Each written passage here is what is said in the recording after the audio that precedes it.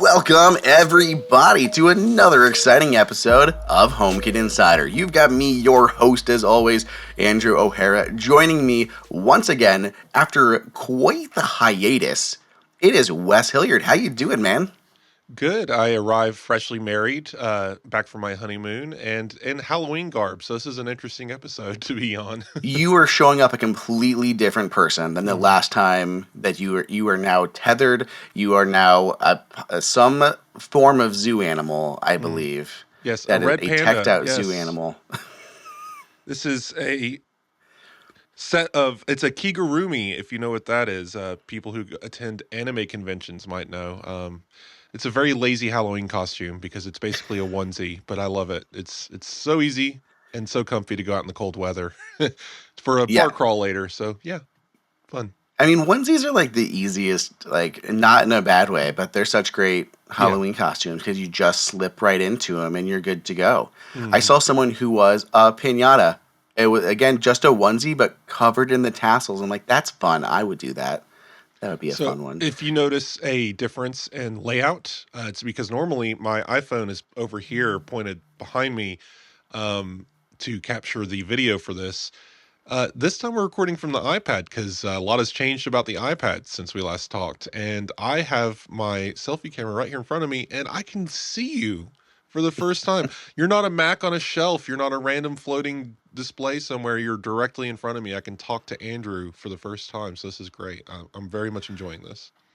I know there's been several new products. Obviously, we don't talk them as much about on the HomeKit Insider podcast. I talked about how the iPad Pro now has Thread baked in, ready to go with the new N1 chip.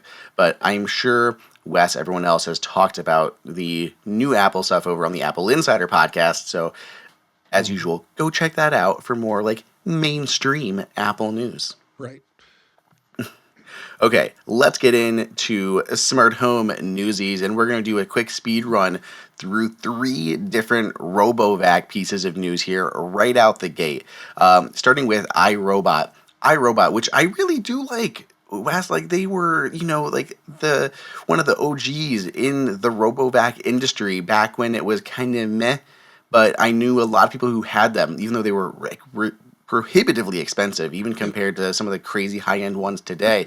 But their latest news is that in their latest regulatory filing, they said that they may be forced to file for bankruptcy. They have been struggling for money. Their last potential buyer that they had lined up has fallen out. They've withdrawn their bid. This all comes after like that failed acquisition with Amazon. Amazon was set to buy them. Regulatory scrutiny came in, and everything kind of fell apart. I believe they got some cash out of Amazon on that situation, but they have still been struggling. They have had so many new robotic vacuums launch, but I guess just not enough to kind of make a dent in the marketplace to save them so far.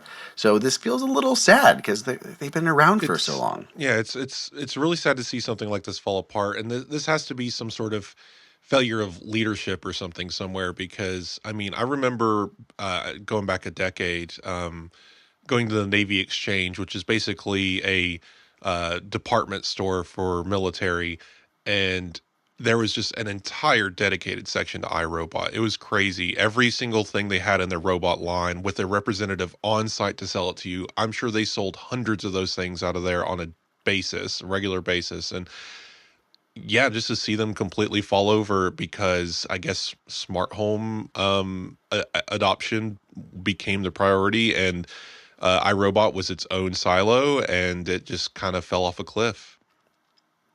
Yeah, I think a lot of these other companies that we talk about on the show regularly, Ecovacs, Roborock, you've been hitting the Narwhal stuff for a while, but I think they've all come out with a lot more unique features. I mean, for the longest time, Robo or iRobot had literally one Roomba that vacuumed and one Roomba that washed, and you had to Hmm. have two different ones. And everyone was like, "Nah, we do everything all in one." And I think that late pivot really hurt them. So just a little bit of a bummer for They iRobot. Hopefully they they make it. vacuumed There's still a themselves chance. into a corner. Yeah, well, they didn't vacuum and mop themselves. They picked one and then they They did picked that and one then they and were then trapped. failed. Yep. Well, then we go to Neato, which is this is like maybe iRobot from the future, but Neato actually went out of business a year or so ago at this point. I think it was 2024 maybe. I don't think it was 2023. Either way, they're gone. But they had been promising that their app was going to stay working, their servers would stay working, and would give you guys use of your vacuums up until 2028. Well, that is no longer the case, and instead they're sunsetting the app by the end of 2025. And what that will mean is that the vacuums will still technically work, but you have to do them manually. You'll have to Press a go to the button. bot and press Yeah. a button, yup, and then send it out to do your home. And just, I mean, uh, if you had the money to buy one in the first place, theoretically, hopefully, you might have enough money to replace it. But this is a bummer, no matter how you slice it.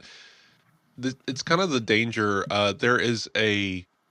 There was at least a social media thing that I followed a while back that I don't think made it over to Blue Sky, the Internet of Expletive. um, they were very fun in the way they covered these things because it's like, you mean I have to connect my coffee maker to the internet? And it's like, yes, this is the year we live in. Sadly, everything connects to the internet, and when the app dies, the product itself usually dies. Just a little throwback for the audience, there was the Nike self-tying, self-lacing shoe that came with an app, and you can no longer self-lace your shoe because the app was discontinued. So if you bought those, I think $300 $400 pair of sneakers, they're now a wall ornament, I guess, because unless you got them to the right tightness and never touched them again, because it's an absolute failure of this product line. This is why we are here on the HomeKit Insider podcast, because it's so important to emphasize, get it into an ecosystem that lives on, right? Like these robot vacuums that get attached to HomeKit, at least, even if the app dies, theoretically, you could still control it from Apple Home. literally, it's that local control that is so important. I Mhm. know I've hit this, horse a million times at this point, but like I've used the original Eve product since they came out. They are still going just fine, and even if Eve went under, those products would still completely work because they're HomeKit exclusive. HomeKit ones have to work offline. Like there's no reliance on anything third party. And we get to HomeKit, vacuum cleaners. It's the same way. Those are going to continue to work through the Home app, everything like that. And we're getting that mostly with Matter. Matter is doing the same thing. There's that big importance on local connectivity and less reliance on cloud servers, all of that stuff. But especially earlier days, we've seen this happen time and time again of businesses go under and they take their smart home devices down with them because for some reason they literally require cloud control to do anything. I So mean, if you it, had Neato, kind of out of luck. I just wish these companies would find a way to sell their proprietary app to another company to at least be somewhat maintained, especially for apps that already exist, for products that already exist. What's Some the of these, value in it? yeah, I Who's going to mean, pay for that? well, no, maybe even just hand it down. I don't know. Like there's a lot of apps I've seen. People have died making apps. Where we've gotten to the point in the App Store where it's been around long enough that developers have passed on, and their families have been able to at least pass the development to someone else. Even I don't know if money exchanged hands or not, but if a person, an individual, can do it for their niche little app, you'd think a company could find a way to do it. I But they mean, if don't your care because app they're is going to going live out. on, though, there should be new reoccurring revenue for something like this. There is zero reoccurring revenue. The products Sure. have been sold. There's no new hardware being made, and my only thought would be like open source it, right? Allow the mod Open community to source. get their Yeah. hands on it and do what they want with it. But my guess is the people who run Neato are trying to get the littlest amount of money that like the most amount they can, even if it's a little bit out of the bones of the company.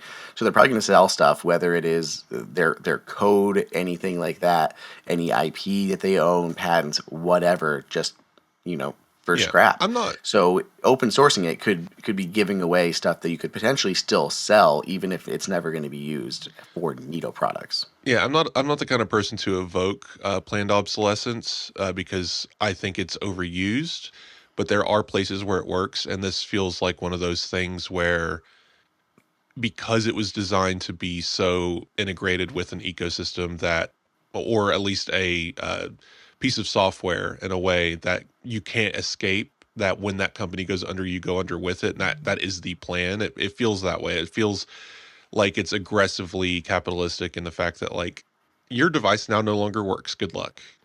It's a sad way to go for sure. Yep, yep. Well, that takes us to our third stop on our RoboVac timeline, and that is to one I'm actually excited about. And I kind of do hope that we see it arrive in the US because right now it is not here. And I am, of course, because who wouldn't know this was coming, talking about the new DJI robotic vacuum cleaner. Yup, It's a natural pivot DJI. from flying drone to sucking up dirt.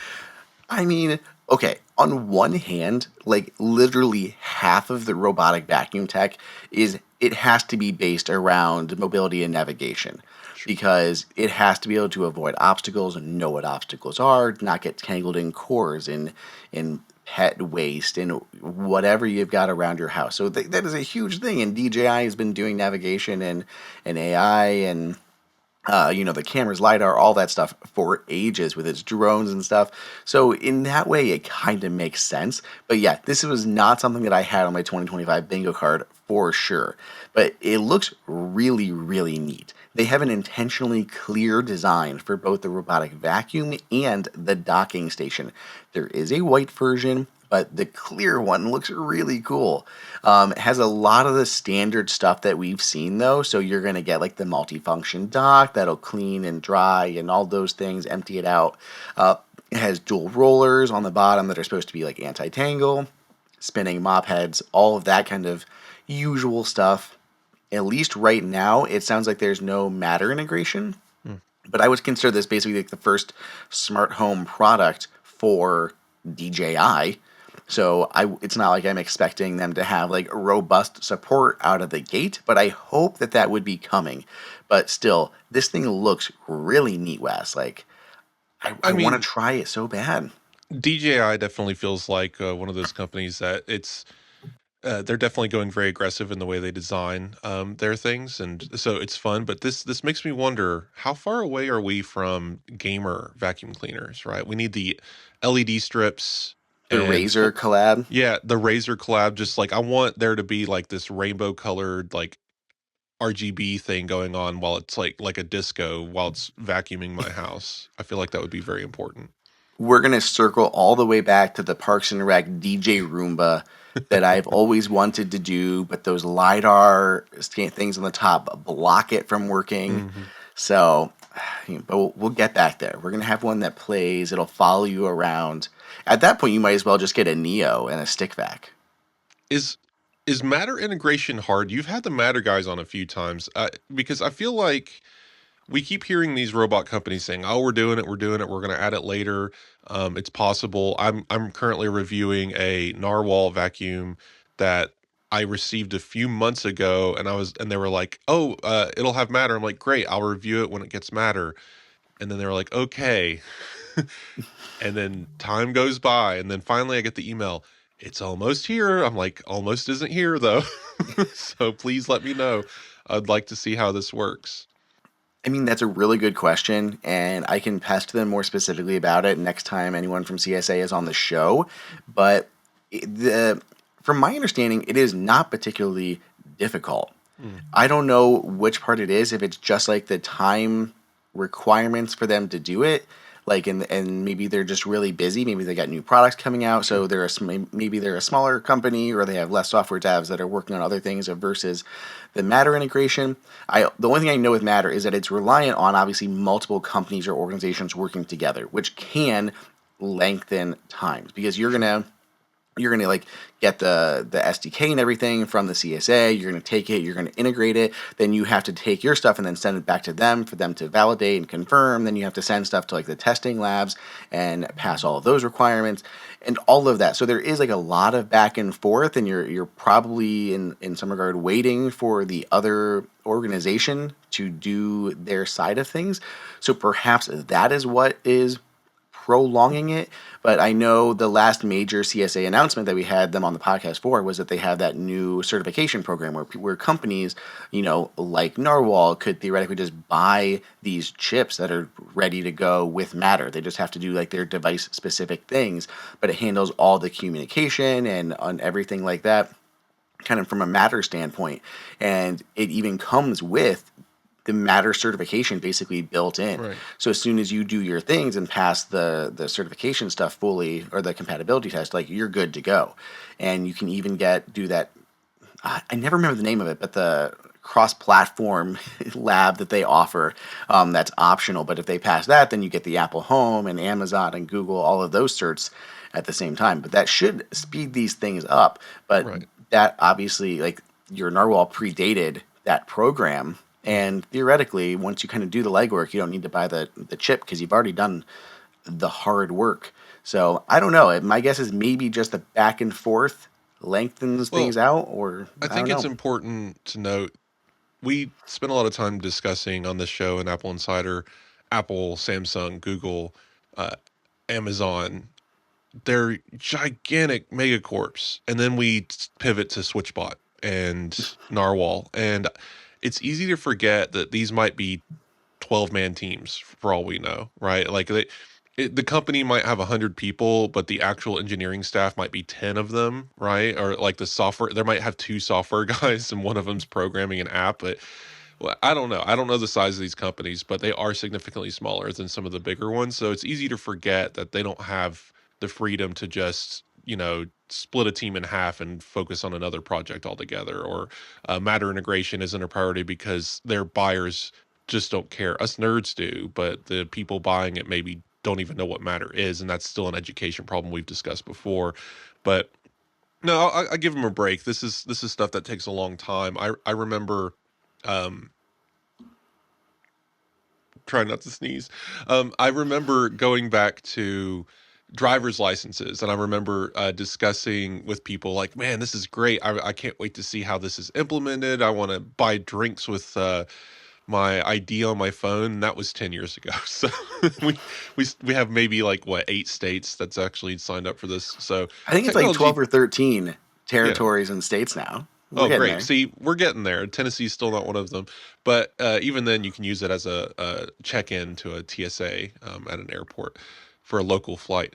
But technology takes time. And it's easy to get frustrated as a nerd who adopts this stuff. But I mean, it wasn't that long ago that we were talking about smart bulbs as if they were a new thing. And here we are today controlling most of our house. So I think we can have a little bit of patience. I'm not known for patience, Wes. I'm gonna to complain and bemoan everything on the podcast every single week, and I'm just gonna keep saying it. That's fair. Yeah, well, it's okay. We have a cool Matter product coming up that I'm very interested to talk about, and a product review at the end that I cannot wait to pick your mind about because I have very strong opinions too. So we're gonna spend a lot of time on that. Before we do, let's take a break. Thank our first sponsor for the episode. It is Surfshark. Now, I'm sure most of you guys know what a VPN is out there, right? A virtual private network. Basically, it is a tunnel that protects your browsing data, connecting you to what you are looking at. It makes it a lot harder or near impossible for others to actually see and figure out what you are doing, looking at online, any information you're entering, all of that. I've used VPNs for years for a variety of reasons. Notably, like, I travel a lot. I don't know how much you travel, West, but like, I am constantly flying, and I am still skeeved out about public Wi-Fi's, whether it is in like hotels, airports, coffee shops, usually the places that I'm at, convention centers. Like, it just makes me so nervous to do anything.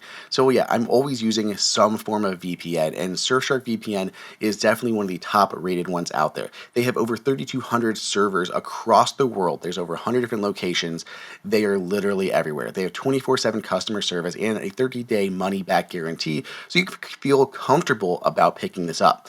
What I also love, Wes, is that there's no limit to the number of devices that you can use, and it's on literally like everything. Add it to your Apple TV, your Mac, your iPhone, your iPad. all of it with your single account. You don't have to have like, oh, you get it for 2 devices. You better pick and choose which ones you want, your iPhone, your Apple TV, or your Mac. Like, you got to pick. No, there's unlimited devices here, which is amazing. They just make it really easy to connect and get going. The other reason, besides the protection about entering information when I am traveling, is geo watching or geo blocking for regional sports stuff. Big Guardians fan, big Browns fan, Blue Jackets, and I swear Ohio sports are some of the worst for geo blocking. Like, it is such a pain in the butt. So I'm traveling out to Las Vegas or something for CES, and I'm trying to watch a game, and I can't do anything because it thinks that I'm out there or over here, whatever it is. But I love that I can literally set my location to any of those different locations that Surfshark has and watch the content that I want to be able to watch. Just because I'm traveling means I can't watch it, especially if you're going overseas. It gets even more problematic. So just more reasons to love a VPN like Surfshark. They have so many benefits. I also love, Wes, compared to some of them out there, they also don't log anything, which is like one of the big things when you're looking at a VPN. There is no logging going on, which is amazing.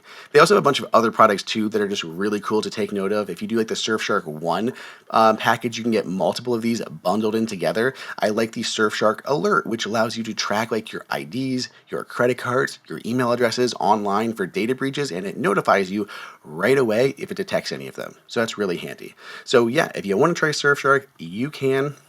If I can find the CTA in this very long list of things that I have been sent to read through, there it is. Go to Surfshark, go to https://surfshark.com/HomeKit or use code HomeKit at checkout to get 4 extra months off of Surfshark VPN. Check it out. I love it. 30-day money-back guarantee. This is available for listeners. Secure your privacy with Surfshark. Go to the link for 4 extra months of Surfshark. Check out the link. I put it down below in the show notes. Do you want to know something else about Surfshark? Tell me It's about it. available on Apple Vision Pro, which is not What? something you can say for every other VPN Oh out my there. gosh. I'm So, going to use that in all future Surfshark ad read spots because right? that's amazing. And it's another extra device that you get for free bundled in. Okay, I told you we had another cool Matter product coming up. This is very neat. Very neat. SwitchBot has launched a candle warmer that works with Matter. Now, let's get the ridiculous out of the way first, Wes.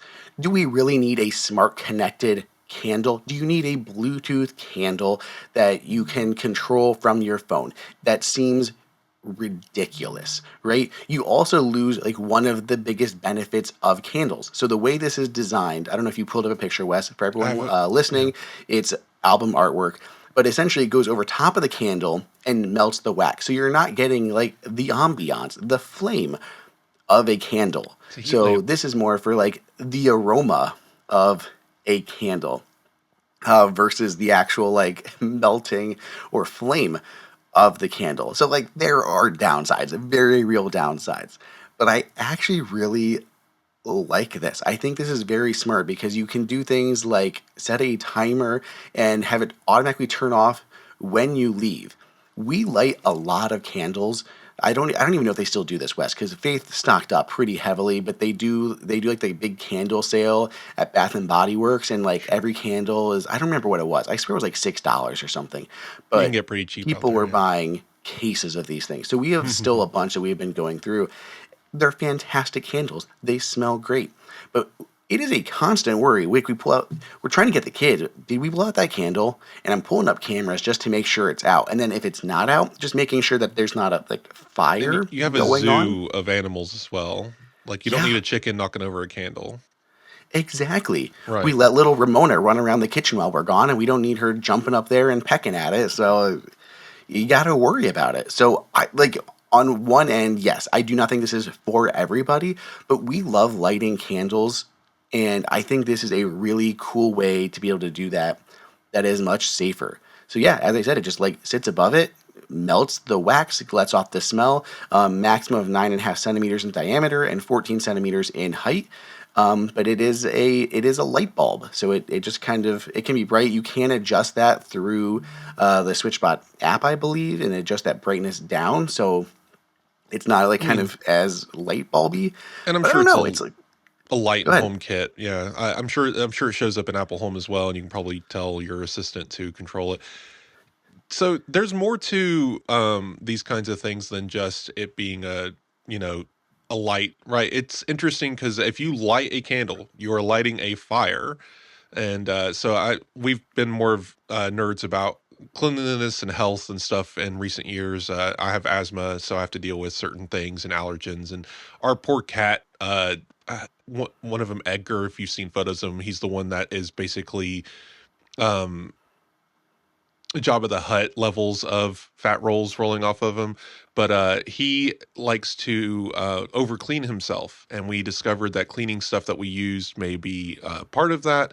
So we switched to more organic cleaning stuff, and we've found out that certain candles can release certain toxins. So there's a whole thing you can get into with your home if you ever need to go more natural, and you discover very quickly how many candles are actually very bad for your health anyway, your overall health.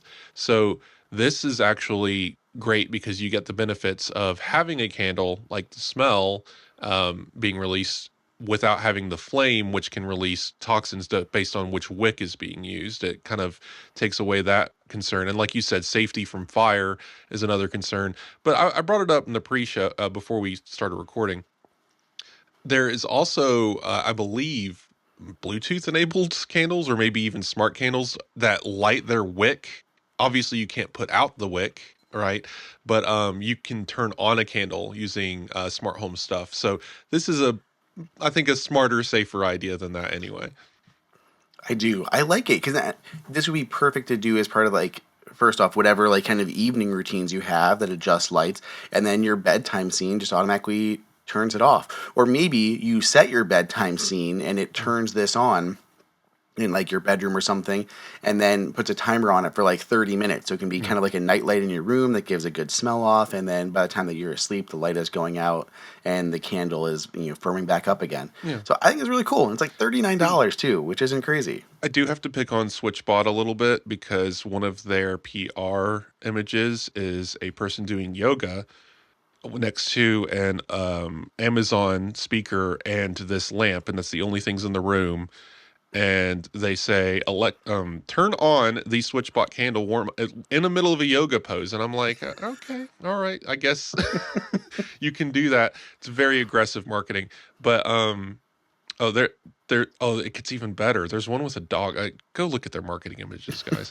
But I like this. This is a nice idea. Maybe, because like wax melts and stuff like that. I like the scented oils as well. Like you can do the oil diffusers, but this is just another fun way to maybe have some options. Because again, SwitchBot isn't selling you the candles. It still gives you the option of going out and finding some that you like. So I like this.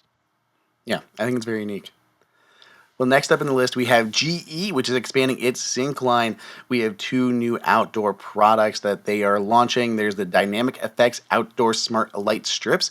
This is an updated model from what they had before. They have more flexible tubing now, and they are easier to outline pathways, decks. You can even mount them like on the side of your house and put them into some sort of shape, like a giant snowflake or maybe a middle finger, whatever floats your boat. You can put it on the side of your house with this.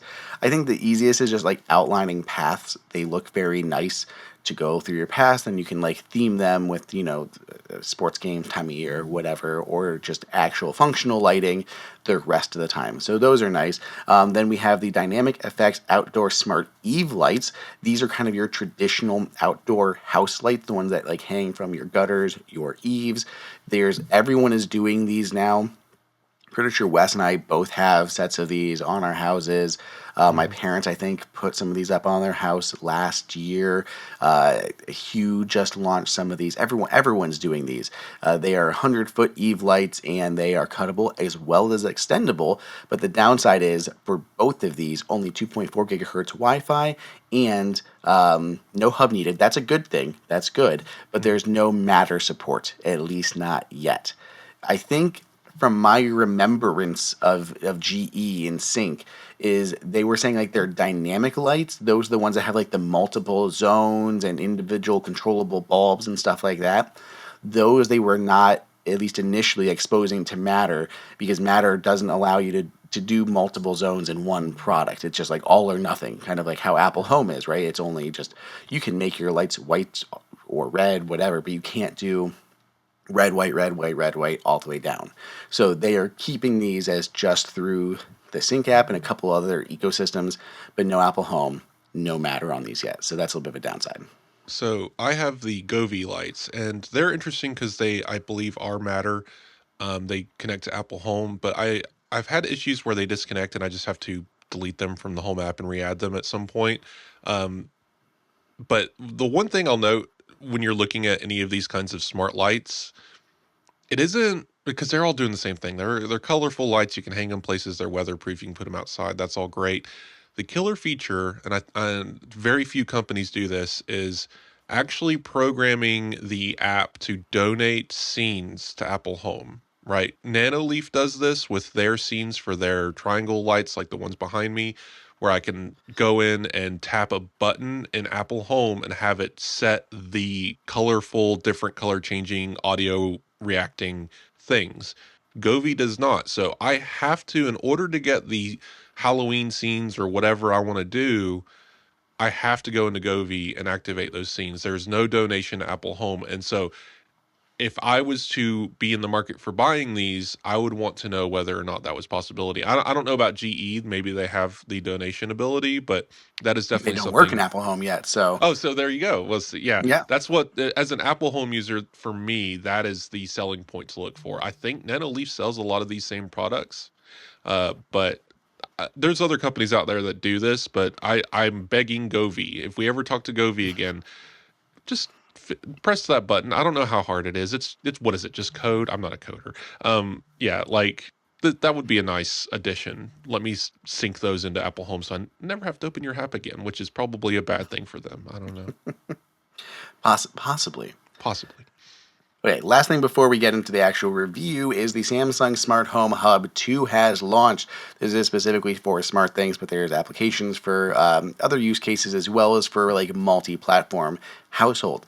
They are definitely going in on the Matter frontier. So the new hub, which they are making in partnership with AOTech, is ditching Z-Wave, and it is now fully Matter enabled with Thread, and it also has like Wi-Fi, Bluetooth, and Zigbee built in. Compared to the last hub, there is more RAM and a faster CPU built in. Pretty standard otherwise as far as hubs go, but yeah, it acts as a Thread border router. Samsung was one of the early ones we talked about on the show that they were allowing their thread networks to combine with other thread networks. So this should, if you added this into your home, make things more robust and extend that thread network further. So there's a lot of different benefits there. I keep watching things like this because I still have so many SmartThings appliances, but I'm pretty sure none of them are getting updated with Matter stuff. Like I've got the fridge, I've got the TV, I've got the washer and dryer, all that integrate with SmartThings, but they're all Wi-Fi based right now. So it's not like I need anything like this, but it is still interesting to see. I just really appreciate how much Samsung is pushing on Matter. Like they are so fast to add new Matter features like from the releases. So they've done a great job. Unlike other companies, I think Samsung has a lot of motivation too, because it becomes a selling point. I mean, if they're the ones releasing the only Matter-enabled washing machine or refrigerator, obviously that's the one you're going to buy. So, whereas other companies don't have that advantage, they're not making literally everything, so they have less reason to integrate with that ecosystem. So, I mean, Smart Things has always been interesting. I've eyed it from time to time. I don't have any of that in my home, but I mean, I would never say no to a Samsung product like, or a smart TV or something like that. Like that, they're at least doing it right. They're a part of the board. They're I think, right, the Matter board, Hmm. and they're helping develop this technology, and they're adopting it all at the same time. I think it's what we should be seeing from other companies. I think so too. Lose. They've done a really good job. Like the biggest thing for me is the adoption of that Matter spec. Like, I mean, we have Apple who still doesn't have half of the Matter stuff built into Apple Home yet. I mean, we just had Pila Energy on last week that talks about how, Matter energy monitoring and control and stuff is going to work, and yet right now none of that is available through Apple Home, despite it being in Matter for however long now. And there's several other products that are categories within Matter that Apple Home doesn't support, and yet they are all Right. supported on Samsung. So like they've just been so much faster with it, and I don't know, maybe it It surprises me a little bit how quick they are. it's frustrating when you're an Apple user and it's not internally it's not a hobby, right? But it's treated as a hobby. It feels like a hobby. It's a lot like the Apple TV in some ways. It gets a screensaver every now and then. They remember it exists, but it just never feels like they care that much. And I wish we could see what Apple Home looked like when Apple cares. I agree. I mean, it's a larger discussion, but Yeah. it's like how much can you care about the Apple TV when it's your iPhone and iPad and Mac that are making the money? Hmm. Like those are making way more money I don't know. I than mean, the we Apple TV is. we just had earnings a few days ago, and Apple made a lot of money from services. That is the what analysts are talking about is the services revenue. And I mean, Apple Home Plus could eventually be a service. They could offer Hmm. like a security monitoring service. Like there's ways they could show that they care and they could bring in additional revenue. And we obviously we've discussed before all of the home hub and smart cameras and stuff Apple may or may not be working on and releasing in the future. But I mean, it's one of those things where Apple, they never do it half, right? They got to do the whole thing. So they're going to release the camera and a subscription service and new Matter support all at the same time, and it has to be at WWDC, right? So it's always going to be one of these things where they're never going to come out on a random day in November and say, "Hey, we're doing all this stuff now." It just doesn't happen, and I honestly, I wish it would. I wish it would. I mean, I think they'll do. I think that they will do more come spring with their new Mm. smart home hub. Like, we have a new smart home hub. We have a new operating system. Right now, we're not launching with third-party app support, which again, something that we'd heard. Then Apple can open source the SDK a couple, like literally 2 months later at DubDub to have version 2.0 launch that fall with third-party app support. I think that timeline works great. Apple Sure. can drop a big Matter update because obviously the huge use case will be smart home control for that thing, so they can announce like we're adopting new versions of Matter standard, all of that kind of stuff, like all kind of with one fell swoop. I And mean, unfortunately, I think it can tie to Apple TV and HomePod. So like yeah, I wanted those to come out here this year and not wait till the spring. I have to follow my own advice and just be patient, I guess. Now you're gonna just gripe, gripe. Gripe and complain. All right. Yeah. Okay, I want to talk about this review real quick. Let's thank our other sponsors for the episode. Wes, another week has gone by. I have bought another thing. Allbirds had these really cool shoes and they were on sale. So I did get these waterproof, like mid-rise fall boots in like a forest green. They look so cool. And the reason I'm talking about Allbirds is not because they sponsor the episode, but because their site, their shop runs on Shopify, right? So many websites use Shopify for a reason. What I love that I tell you guys about constantly is how much it can scale. You can start off making something in your garage and get a website up that afternoon. You don't have to know anything about selling online. You don't have to know anything about credit card processing, shipping information, tax information, how to build a website. Shopify will handle all of that for you. You can literally spin it up a website, add how many of whatever you have in some photos, and be selling basically right away. But then as you grow, as people start to love whatever it is that you've made as an entrepreneur, you can grow and Shopify will grow with you. You can start adding in additional features, start having a bunch of cool things that you can do through Shopify. I mean, Shopify offers like gift cards and promo rates and shared inventory management between physical locations and online. Can handle things like ship to store orders and all of those weird configurations. There's a wealth of plugins that you can start to get real fancy with it, or just can take hours to implement. Like if you have a problem with a lot of your packages being lost in transit from US Postal Service, you can add a plugin that'll offer ship insurance. It's a little one-click button and then you can get additional revenue from that insurance company. And then your customers are getting that peace of mind that their packages are protected and can get stuff replaced, whatever, if need be. It's really cool to just be able to add those things on to your company, your store, with just a couple clicks in no time. And there's a reason so many big companies are turning to Shopify. Allbirds, Rothy's, Brooklyn, and in the tech space, Nomad, Moment, 12 South, all of them are using Shopify. And I start seeing it more and more in the real world. My aunt, literally, we were at the mall and she was looking for something. She opened the Shop app to start looking through to find stuff. I'm like, this is so cool to see people using the Shop app, which is great for the consumer side of things because you can find cool things to buy, cool things to recommend. It's always my tip for finding unique gifts around the holidays because you can just like see things that are, or it uses AI to find things that match your interest in what you've bought before and find smaller shops that you maybe have not heard of, some really cool brands. So I love that. So turn your big business idea into with Shopify on your side. Sign up for a $1 per month trial and start selling today at shopify.com/HomeKit. All lowercase, go to shopify.com/HomeKit. Shopify.com/HomeKit. We also talk about in the smart home space how we're kind of taking control of our home. Like we are controlling so many more things within our home. And the same thing goes to health. Like I want to be able to take control of my health and not be as reliant on making appointments 6 months out to go see a random specialist that has to be pre-approved by insurance and all of these other things. And that's why I chose to try out Function Health. I signed up for Function and got my lab test done like the very next day. It was that quick to get in. Then within a couple days after that, I started getting the results pulled into the Function app. Function will test over 100 different biomarkers in your body and can test all sorts of things. Then those results come in and they tell you what they mean in plain English. There's not a whole bunch of medical jargon. You don't have to throw it in to ChatGPT or Google to find out what this means. Are you dying? Like, I don't know. I get those results in my chart half the time and I have no idea what they mean. Then I have to wait for my doctor to get around to responding and telling me if I need to be concerned, come in, whatever. Function gives you your results, shows you it on a graph, and then tells you what is normal, what's not normal, and what this actually means for you, for your health, for your well-being. And I love that.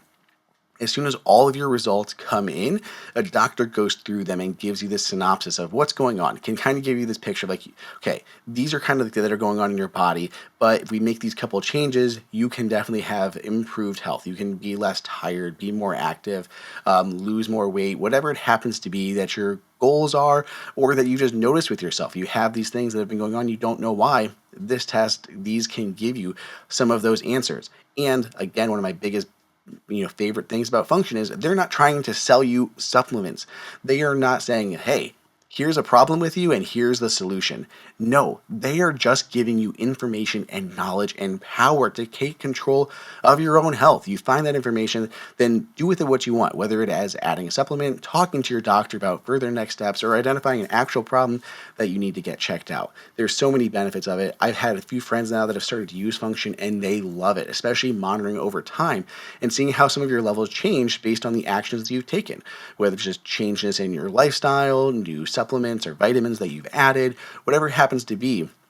You can see how you're actually feeling and then see how these levels are playing out over time when you repeat the test. So learn more and join using my link. Function is a near 360 view to see what's happening in your body. And my first 1,000 followers get a $100 credit towards their membership. Visit www.functionhealth.com/HomeKit or use gift code HomeKit100 at sign up to own your health. Now, Wes, let's talk about this latest little gadget that I've been testing out that I have massive thoughts about. I don't know if you had seen it in the news at all when it had launched probably a month or so ago, but it is the Akara Cam G100. It's very tiny. This is a 2K home camera, smart home camera, has a 140 field of view, supports HomeKit secure video. Now, while it is 2K resolution, Apple Home still only supports 1080p, so your HSV recordings will only be in 1080.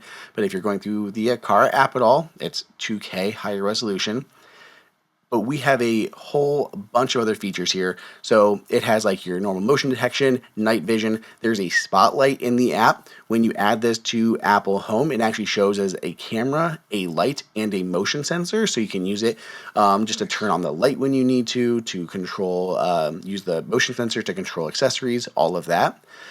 If you put in, the side has a micro SD card slot. You can pop in an SD or a micro SD up to 512 gigs in size for 24/7 recording.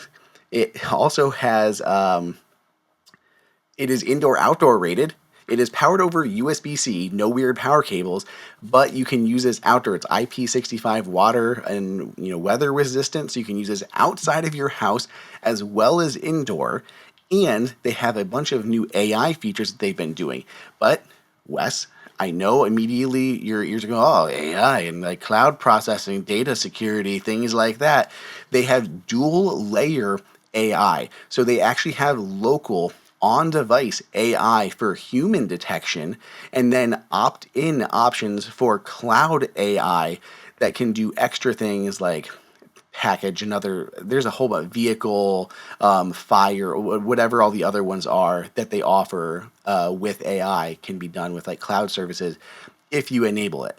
They have for the AI like people detection, they are using that AI because if you just use regular motion sensing, things like children, pets, robotic vacuums can all trigger motion. So AI will actually more accurately detect people and humans and adults versus those other things. So that is really cool to me. And I love that it's just being all done locally, no sharing of your information, anything like that. Wes, all of this is $35. Yeah, see, that's what I don't understand. Like, are they stealing something from me? Is it every time I turn on the camera, they come and take another pet from my home? Like, how is this $35? I know. And so here's the camera. If you're watching the video, you can see it. If you're listening, chapter art, the usual. But here it is. It comes in both black and white. Here is your little SD card reader.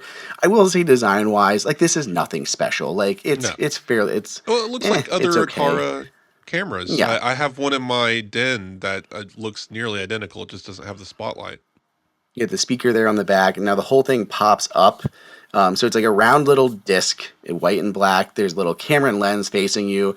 USB cable comes out the back. It's a very short cable because it actually has this little silicone sleeve on it, which is like what you get with the weather resistance. So you can swap out the cable for a longer one or a shorter one if you need to. But the whole thing pops up onto like a little stand and it rotates around. And there's a little mounting screw on the bottom to actually So screw it onto a wall to go that way as well. what's odd here is this is an outdoor camera, and I have the Logitech Circle View, right? Two of them outside my house right now. Three of them if you count one at my mom's residence as well. That was $450 worth of equipment. They're and The Logitech Circle View is $150 each. The doorbell as well is $150.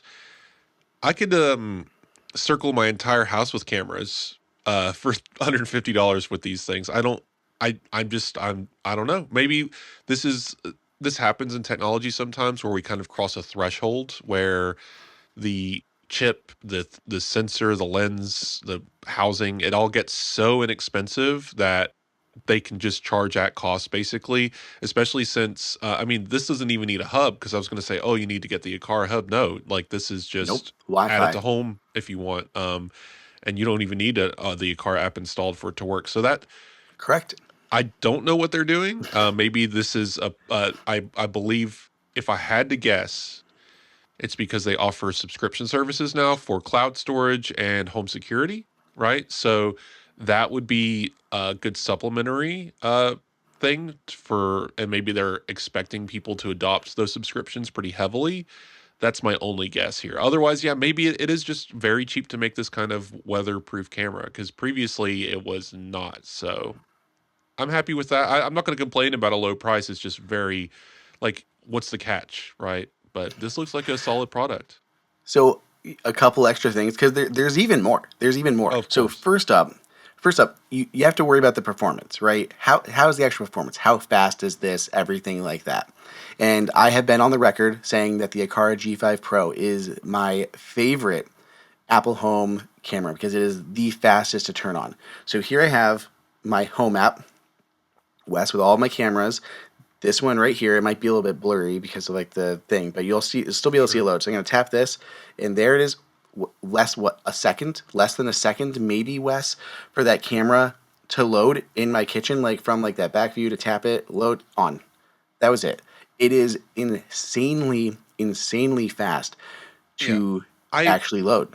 I've seen, so I have a couple of different kinds of cameras in my home. I believe it's Aqara and TP Link Tapo is the one. Um and yeah, no, it's the Aqara ones are relatively good. I think I have one, it's an older one that of the Aqara cameras that never stays online for whatever reason. It might just be its location in the basement. I honestly might be tempted to swap it out for one of these. Um but yeah, like that's fast. Like even the Tapo one in my kitchen takes, you can count to 10. I just tapped on my Eve cam and it's still spinning. This is the second generation Eve cam, and I'm Mm, waiting now for it to connect. Eve cam has been one of my favorites because it is like exclusively Apple Home. All there, it's done. sure. Yeah, That's how long it took. that's what's frustrating. And this is Wi-Fi 6. Is this obviously matter for cameras is still kind of a thing no one does, but and obviously not going to be thread connective either. So Wi-Fi 6, 2.4 gigahertz. I mean, it's doing what it needs to do to function as a internet connected camera. So, I There, mean, everything about this is amazing yeah, because like let's like break it down. First off, like you said, Apple Home certified. You can add this directly into the Apple Home app. There's a Apple Home sticker on the bottom. You mhm, can go directly that route. Never use Akara at all. Use this as a $35 HomeKit secure video camera that is blazing fast to activate, which is important. So that alone, huge reason to recommend. Number two, expand on what Apple Home adds. You're adding the 2K resolution when going through Akara, and you have local storage on the actual device itself. Put in a micro right. SD card, 24/7 recording. Or they do a time lapse mode where you can get a 24-hour thing in a 15-second video Hmm. to see a high level of what happened at your house that day on that camera. Also really cool. I love that they have this. I think it also has RTSP support, so if you have like a LAN, you can actually send this to that for 24/7 monitoring. Huge things. Then we have, like, I think Apple's HomeKit Secure Video AI stuff, which again is being done local, isn't great. It is very hit or miss. So I love that you can have like use this for HomeKit Secure Video, use that as your main thing. But if you ever need to go and look, you can go look in the Akara app for that extra footage that maybe didn't get recorded. And like you said, Wes, they do offer cloud stuff. So that is probably their play on what they're trying to do. But I think they're also winning on this. Their cloud thing is called Home Guardian. It is $10 a month for unlimited cameras. Unlimited cameras, $10 a month. And this is what you're going to get: 90-day event history cloud storage. There is premium AI stuff, which we'll talk about. There is face detection, which Apple does do through your iCloud library and things like that. But for people who aren't using that, AI video summary. Apple needs to do this. You can take what happens, like if you have one of these on your porch, it can say, "Oh, two packages were dropped off today, and Harrison left, and Faith came home at 5." Like they can give you like a whole AI summary of what happened at your house. So Apple needs to do that for sure. AI video search, so you can use natural language. Say, when was a dog in the basement, and it'll be able to go through and find out when a pet was detected in Nice. that area. There's also like relevant notifications, 10-minute time snapshots, a few other things like that.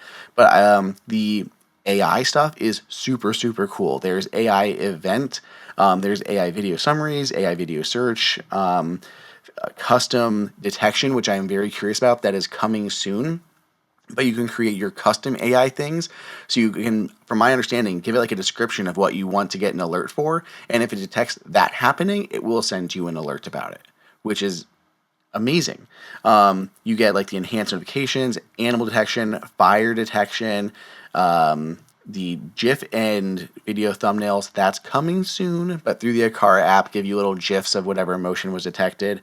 They have email, SMS, text alerts as well as like through the app. But those are for like alarms, daily summaries, no limit to storage, offline review, extra backup stuff, fully encrypted, like all of these things, and with every single camera. I think that is worth paying $10 a month for, like even on top of iCloud. So I I told you, mean, Wes, before we it's definitely started, competitive. Yeah. I told you when we started, like I wanted to, like this was to me reminded me of like you and Sonos. Like you had Sonos in your home, and you switched to all HomePods because you're just so entrenched in the Apple ecosystem. And Mhm. like same, but when I see something like this, I'm like, Apple's video right now has shortcomings. Like Right. HomeKit Secure Video's processing is not great. 1080p resolution, I don't think cuts it anymore in 2025. There are significant downsides with that. And Akara is at a $35 price point or with a $10 monthly thing for unlimited cameras, giving you actual AI Right. innovation, local, more reliable AI stuff. Because Apple's what's it's so frustrating because like Apple can do AI detection on people, right? That's a thing that Right. it does, but you can't use that to trigger Scenes. Yeah. scenes and things like that. I'm like, why? You can Yeah, do that Akara's with definitely this. got a superior offering as far as like AI detection. They've actually done really good with that kind of stuff, and I'm a big fan of like what they've done, like with the smart home in general. They're definitely the least expensive option as far as door and window sensors as well. Like they've done a lot of really interesting stuff, and I think this the biggest difference between this and maybe Sonos is this is just so much more inexpensive versus like Sonos is still $100, couple $100 depending on the speakers you're getting. But uh I do think that just It's more getting about a venturing outside the ecosystem sure. for some more premium features, and Yeah. I do think that they are delivering a little bit more than Sonos is That on that. that's what I was going to say is like going because obviously Apple doesn't offer a camera anyway, so you're going to be looking at these other companies and A- Akara I think is the way to go at this point. There's no one competing with them at this level, and $35 is hard to argue with. So until we run into the uh-oh moment, maybe if they just shatter for some like after a month they just explode in flames or something. I don't think that's going to happen, but that's what I'm saying. Like these are probably going to be very competitive cameras, and I'd like to see what Logitech and these other companies are going to do to compete, or if they're going to bother. I mean, I this is a problem I've ran into so many times with my family. We want security cameras. Okay, you need to get HomeKit. Please don't buy anything other than HomeKit because you're going to get charged $1 million to do some kind of silly service. And the first thing they do is go into Best Buy, and what does Best Buy do? Go buy this 3 pack of night vision cameras that comes with a $40 a month security package. The cameras are so inexpensive because it's like $80 and you get 3 whole cameras versus Apple's offering at the time Logitech $150 for one camera. So of course they're going to buy the subscription tied. But then I showed them, I'm like, how much do you pay for this for a year? And it's like $250 a year just to use the cameras they've already purchased. It's madness. Whereas this is obviously just it's competing in every way. Like the camera's inexpensive, the add-on service is of excellent value, and doing way more than what Apple offers for a pretty affordable price. Like if you can afford to pay for any subscription, I mean, $10 a month is not bad at all. Yeah, I just love, like you said, every regard. Use it just as HomeKit. Don't pay anything extra. Pay $35 and use it as it is without paying a dime extra to Akara. And then you also get, if you want to, add it to the Akara app. Like if you are okay giving Akara some access, get those added benefits. Get the extra features, get the extra control, get the extra higher resolution, the local storage access, get all of those things by using just the Akara app, still not paying anything. And then, step three, pay $10 a month for Mhm. unlimited cameras and do that. I think right now, like my next step is I'm gonna probably pick up at least one more of these things, and I'm gonna put micro SD cards in both of the in Sure. because one of these I'm gonna use for outside, and I'm gonna put another one in my G5 Pro for 24/7 recording because I feel like there's so many times where I miss random things. And even for the one I have inside, I'll probably keep it 24/7 for like around the basement and stuff like that. That I want, like we're not living in, but I want to be able to have constant recordings in case anything's going on down there, whether it's Harrison, dogs, whatever. But these also have a permanent mask option. When you are choosing your video, you can select an area and completely black it out.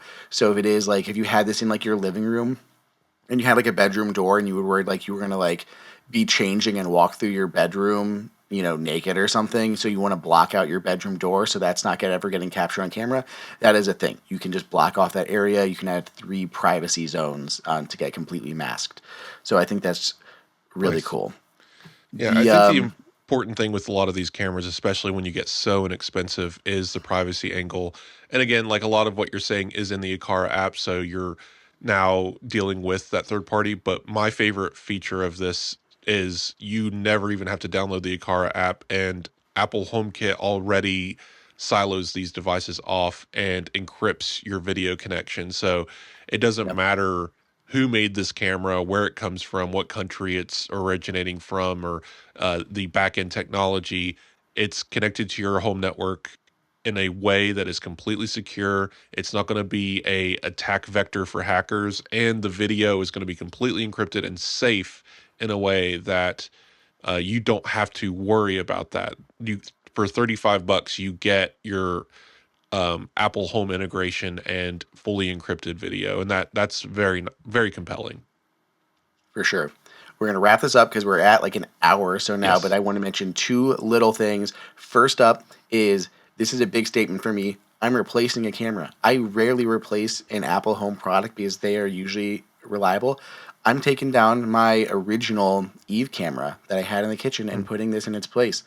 It was not detecting enough motion. It was too slow to start. Like my wife would be back. She's like, I want to check on Harrison going to the kitchen or the dog's getting on the counter or something, and it would take 6. She's like, of course it's not loading, Right. and like that's coming from a person, a not techie person that just wants the cameras to It's pull up. frustrating. Yeah. So like just to have something that's going to instantly pull up that camera feed is huge. So I'm going to swap it out. I mean, the Eve one, as much as I love Eve, has been slacking so much on their cameras.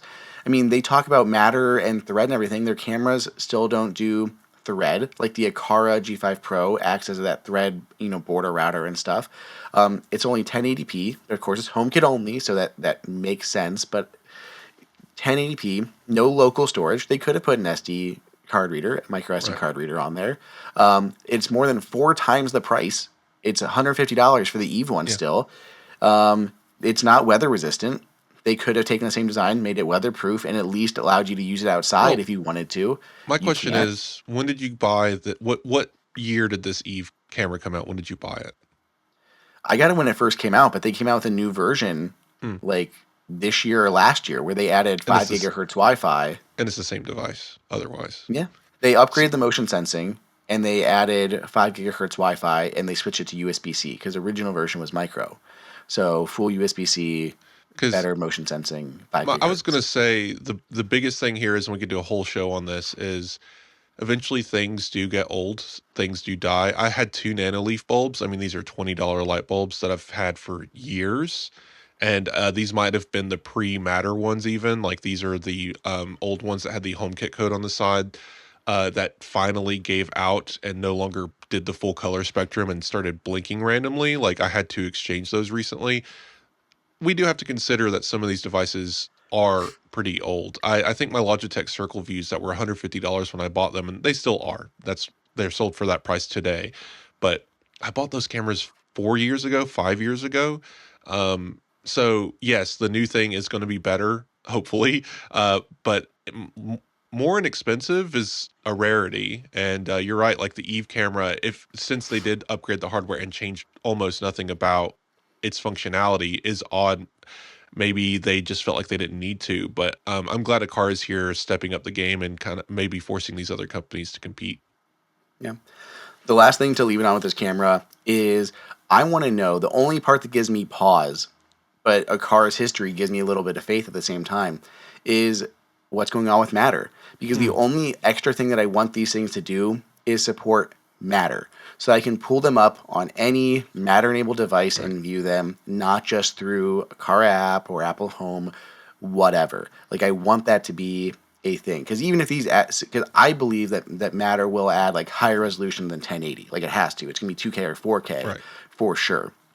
So assuming Apple adopts that, which I do believe they will, we're going to get a higher resolution upgrade, in the Home app. So I want these to support Matter. So that's my only question, is because we still are hoping to get that Matter update. They still say 1.5 is coming by year's end. We're running out of time. We're in November, so we're getting kind of close to the edge here on when we may see that, when information might come out. But Akara has done well in adopting Matter across their product lines. So I do think that they will add Matter quickly, but whether or not it comes to like this cheap $35 camera, I don't know. I don't know what Yeah. the spec It's a, requirements are going to be, but I hope that they do. it's a question of the processor and memory, how much space is on there for that kind of change, because it's not always about, oh, just flip a switch, add some code. It may not, I mean, Wi-Fi 6 might be a limitation. We don't know. Maybe Yeah. the Matter spec is like, oh, you have to be 6E or better, or 7 or better, or you have to have a 5 gigahertz radio. We don't know what the spec is yet. So it could just be one of those things that's just not present in this inexpensive camera. But for me, I know Matter is going to be great for these types of devices, and maybe it misses this camera completely, but I don't think that's an issue when for us Apple Home users, because again, Matter is great for multi-ecosystem users, but as long as you're already in Apple Home, this camera already has it all. So True. yeah, Well, if anyone is interested, we gushed about it a little bit, but it's in yeah, the show it's notes with the interesting. link for I it mean, down well, there. I came into this completely blind on the subject of this camera. I just saw it in the show notes. It's like, okay, this is a good discussion point, and started looking it over as we were discussing it. It's just like, man, this is as a technologist, this is a really interesting piece of technology. So of course we're going to guster about it a little bit, but um, it's rare to see such a win in a device. Like I would expect something like this to easily exceed $100. So Yeah. I'm that's why I'm like just like shocked. Like I literally was even looking this up. I'm like, I can't remember how much this is. Was it $80 somewhere around there? And then I'm at 35. I'm like, what? Are they having like a 60% off sale or right, something? It's like, nope, that's just the price. yeah. Okay. Again, I'm waiting for the catch. Like, is this just going to be a secret botnet that takes over the world or something? I don't know, but I think Akara just has a ton of products, and they want you to like their products to just keep expanding. What? Because that's how they've gotten me, well, Wes. to I didn't like Akara originally. I right. didn't like the hub and using Zigbee to connect everything, Remind and it me, was too much. isn't Akara a Xiaomi brand? Mm-mm, I No? don't think Okay. so. For some reason I thought they were a branch of one of those brands, but anyway, the thing about, to be serious for a moment and we can close, is it's what I was saying earlier. Technology gets more inexpensive, and it's rare for a technology company to step in and say, "Okay, it's cheaper to make, so we will make it cheaper." Most of the time, they step in and say, let's just make our product margins wider. That's why you can see something like Eve release an identical camera from 5 years ago with a couple of spec bumps and charge $150 for it, even though they're probably making it for $4 a piece. Akara steps in and says, you know what, we can they're probably making $10 a camera on this thing, but have some kind of product margin, but still the prices of all of these things have come down. We've seen in other technologies, camera sensors get less expensive. This type of waterproof housing is not hard to make anymore. It hasn't been for a long time. It You see these things come together, and Akara actually allowed the customer to take advantage of that versus chase. So it's not that they're making them cheaply. It's not that they're going to fall apart. It's not that there's some security concern. It's just one of those rarities of the market actually reacting to prices going down, and it's good for us. Yeah, and the huge focus they put on stability into the software that runs this to make it so quick to respond. Like, I mean, you could to put more into their tech that goes into like how does the camera turn on and activate because it's too slow, Right. and like Akara has figured that out. Just the work, just they did better work. I think it's it. Yeah, they've optimized. It's the Apple thing all over again, except they're not working with Apple margins, right? They've optimized it Hmm. to death. They have the supply chain.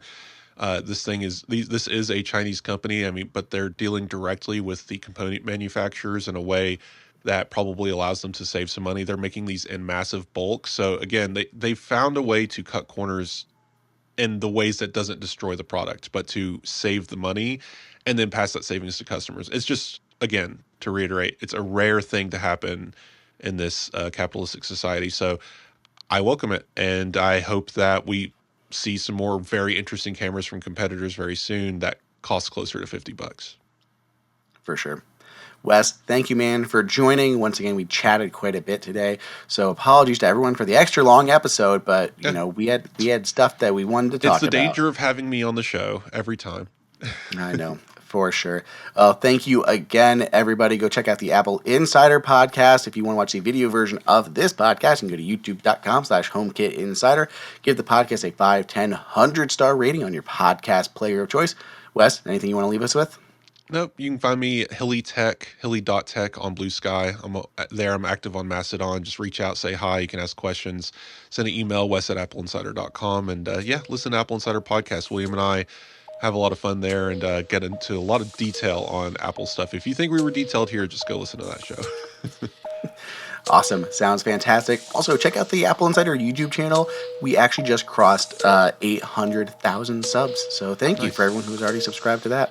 Otherwise, I'll catch you guys next week.